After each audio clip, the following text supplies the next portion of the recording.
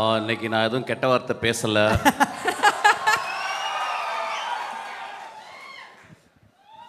ஒரு கொம்பு அறுத்து எடுத்துட்டாங்க, அதனால் ஒரே ஒரு கொம்பு தான் இருக்குது. ஆக்சுவலாக நான் வரக்கூடாதுன்னு நினச்சேன். ஒரு 1 year I want to take a sabbatical leave on the stage. But ஆனால் 3 பேருக்காக இந்த மேடையில் வர வேண்டியிருந்துச்சு. ஒன்று வந்து நான் ஒரு படம் ஒர்க் பண்ணேன் அகோரம் சாரோட. He never behaved as a producer. He behaved as my father actually. He loved my film. He loved every process of my filmmaking. அந்த படம் பெருசாக அவருக்கு வந்து ஒரு பிரேக் ஈவன் தான் பண்ணியிருக்குன்னு நினைக்கிறேன். பட் இன்னும் சொல்லுவார், என்னுடைய கம்பெனியில் எடுத்த பெஸ்ட்டு படம்னு சொல்லுவார். ஸோ அவருடைய அன்புக்காக இந்த படம் மிகப்பெரிய வெற்றி படம் அவருக்கு. அவர் வந்து ஒரு மிடாஸ் டச் மாதிரி, what ever he touches it will be a hit film. அந்த மிடாஸ் டச்சிலேருந்து 2 குழந்தைகளை பெற்றெடுத்திருக்காரு. ரொம்ப எக்ஸ்ட்ரானரி சில்ட்ரன்.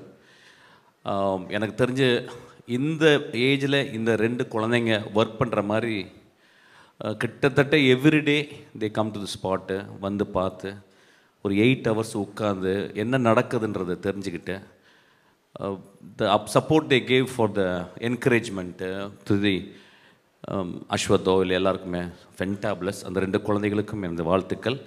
அப்பா உங்கள்கிட்ட கூப்பிட்டு போயிருக்காரு.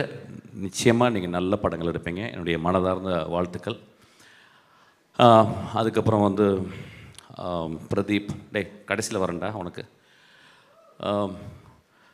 பிரதீப் வந்து ஒரு ப்ரூஸ்லி அவன். ஆக்சுவலாக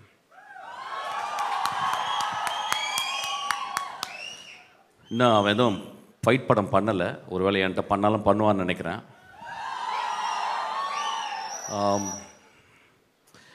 ரொம்ப நாளைக்கு அப்புறம் சினிமாவில் வந்து ஒரு யங் ஸ்டாரை நான் பார்த்தேன். ஆக்சுவலாக ஒரு பிரைட்டஸ்ட் ஸ்டார். ஆக்சுவலி அது வந்து லக்கோலையோ யார் பின்னாடி இருந்து புஷ் பண்ணியோ அப்படிலாம் வரல. Is sweat is as up. Actually he came out with a bang.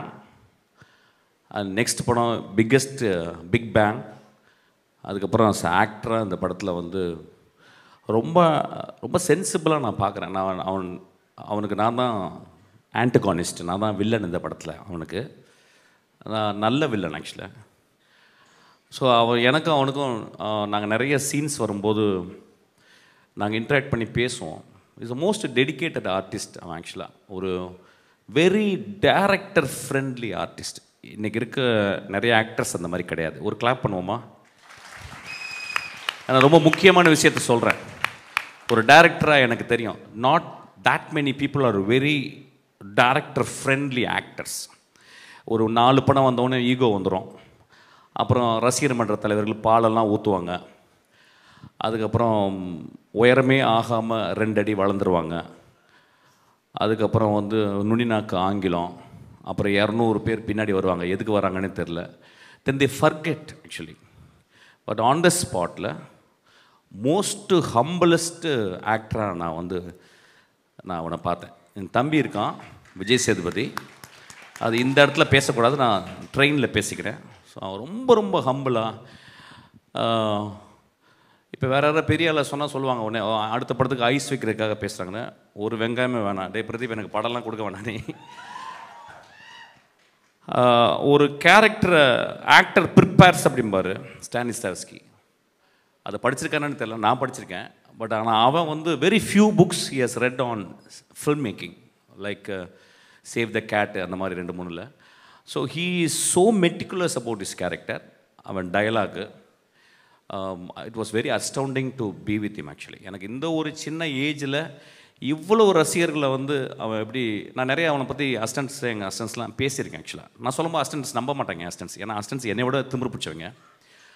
அவன் இல்லைடா அவன் ரொம்ப பிரைட் ஃபெல்லோடா, அவனுக்கு ரொம்ப இருக்குண்ணா. சார் என்ன சார் சொல்கிறான், என்ன பெரிய வெங்காயமா சார் அப்படிம்பாங்க. இல்லைடா வெங்காயம் தான் அவன் வந்து அவனுடைய டெடிக்கேஷன் நான் பார்த்தேன்டா. அப்புறம் ஒரு குசாட்டிக் சென்சிபிலிட்டி அவன்கிட்ட இருக்குது.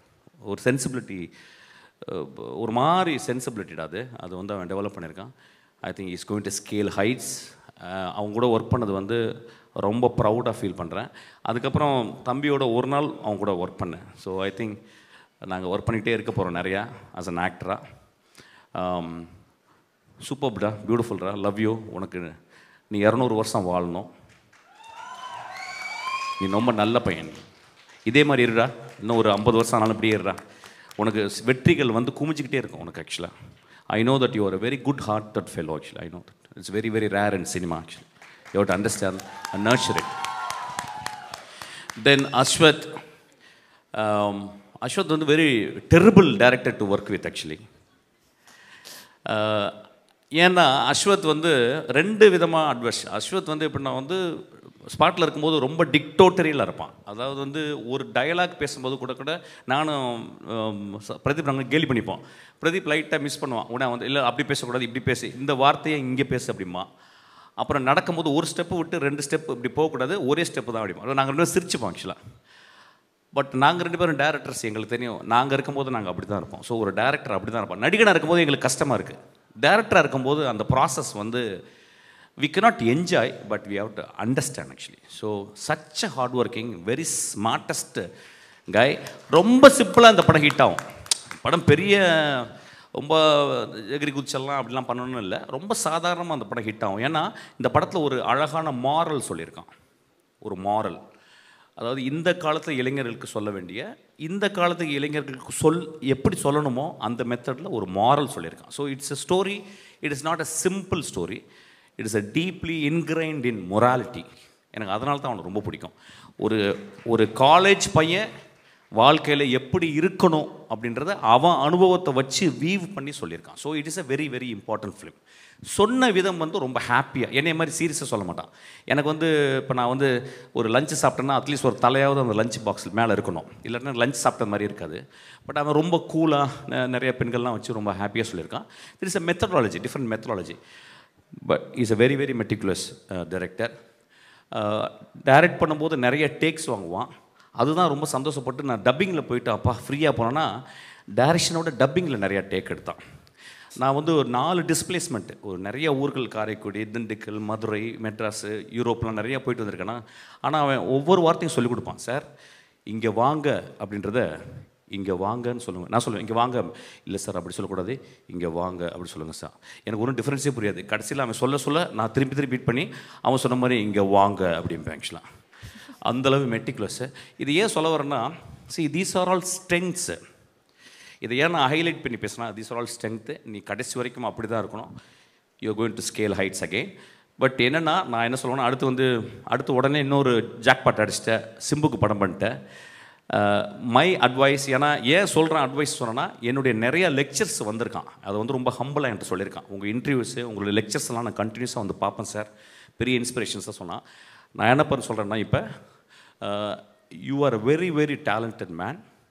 The stories which you are telling is to next steps, and I want you to have a big leap into an extraordinary storytelling, because you have to live up to that. You have a greater talent. You please understand that. அவனுக்கு ஒரு பெரிய claps கொடுங்க. இந்த படம் வெற்றி படம், அடுத்த படமும் வெற்றி படமாக தான் இருக்கும். ரொம்ப சென்சிபிளாக ஒர்க் பண்ணுறான். இதை நிறைய அசிஸ்டன்ட் டைரக்டர் வந்து புரிஞ்சுக்கணும். அவன் வந்து ஒரு ஷார்ட் ஃபிலிம் மேக்கராக இருந்து, ஒரு இன்ஜினியரிங் படிச்சுட்டு, கிராஜுவேட் படிச்சுட்டு வந்து சினிமா மேலே பேஷனாக இருந்துட்டு ரொம்ப அழகாக எப்படி கதை சொல்லணும்னு சொல்லியிருக்கான். ஆக்சுவலாக நாங்கள் ஒரு கேள்வி கேட்கும்போது அதுக்கு வந்து 6 பதில் வச்சுருக்கோம் ஒவ்வொரு கேள்விக்கு. So it is so beautiful to work with him. Sir thank you sir. Sir ஒரே ஒரு உங்கள் பெர்மிஷனோட ஒரே ஒரு கேள்வி மட்டும் சார். கேள்வியா? ஆமாம் சார். அங்கே காட்டுறீங்க. ஓகே சார், நீங்கள் இப்போ ட்ரெயிலரில் பயங்கரமான பிரின்சிபலாக வந்திருப்பீங்க. ஒரு ஸ்டூடெண்ட்டையும் பார்த்த உடனே உங்கள் டாப் ஆஃப் த மைண்டில் ஏதாவது ஒன்று தோணும். ஒரு சில ஸ்டூடெண்ட்ஸோட ஃபோட்டோ போகிறோம், உங்களுக்கு என்ன தோணுதோ நீங்கள் சொல்லலாம் சார். டாப் ஆஃப் த மைண்டில் கெட்ட வார்த்தையில் ஏதாவது சொல்லிட்டு போகிறேன் சார். அதான் நீங்கள் ஸ்டார்டிங்லேயே சொல்லிட்டீங்களே சார் ஒரு வார்த்தை. பார்த்தலாமா சார்? பொறுக்கி, இனிய பொறுக்கி. Okay sir. பெரும்பொறுக்கி, இனிய பெரும்பொறுக்கி. இன்க்ரீஸ் ஆகினே போதே சார். இவளை நான் ரிஜெக்ட் பண்ணிட்டேன் என் படத்தில். நான் தான் ஃபஸ்ட்டு பண்ண வேண்டியது. ரொம்ப அழகாக இருந்தாங்கிறதுக்காக ரிஜெக்ட் பண்ணிட்டேன். யாருன்னு கேட்பாரு? ஏய் இதெல்லாம் உன் ப்ரிப்பரேஷனா? சார் என்ன நீங்கள் தான் திட்டி, நான் இவ்வளோ நாள் கெட்ட வார்த்தை பேசலாம்னு நினச்சேன்டா. டேய் so kind of you sir. Thank you. என்னை விட ஒரு நல்ல ஒரு இப்போ பார்ப்பீங்க பாருங்க. டேய் மாத்திரை போகிறேன். ரொம்ப ஓகே. இல்லை அந்த பையனை பற்றி சொல்லிடுறேன். சி ஒரு சினிமாவில் நடிகனுக்கு நம்ம வந்து ஃபேன்ஸ் இருப்பாங்கள்ல, இப்போ வந்து ஒரு காம்பேர் பண்ணுறதுக்கு ஃபேன்ஸ் இருக்கும். Very important. Thank you sir. Okay, சீக்கிரம் மாத்திரு. ஒரு கண்ணு தெரியாத மான்ஸ்டர். இந்த சினிமாவில் ரொம்ப கம்மியே நல்லவங்க இருக்கிற இடத்துல, நிறைய கெட்டவங்க இருக்கிற இடத்துல ரொம்ப கஷ்டப்பட்டுக்கிட்டு ஏதோ மேனேஜ் பண்ணிக்கிட்டு சீக்கிரமாக சினிமா விட்டு வெளியே போகிற ஒரு director sir. Thank you so much. இல்லை சார், அந்த வார்த்தையை எங்களால் கண்டிப்பாக ஏற்றுக்க முடியாது. Thank you, ரசிகரா கண்டிப்பாக ஒரு பெரிய கைத்தட்டல் சாருக்கும் இந்த இடத்துல கொடுக்கணும் அப்படின்றது ஆசை. தேங்க்யூ, நன்றி. Thank you and loads of love to you, sir. Thank you.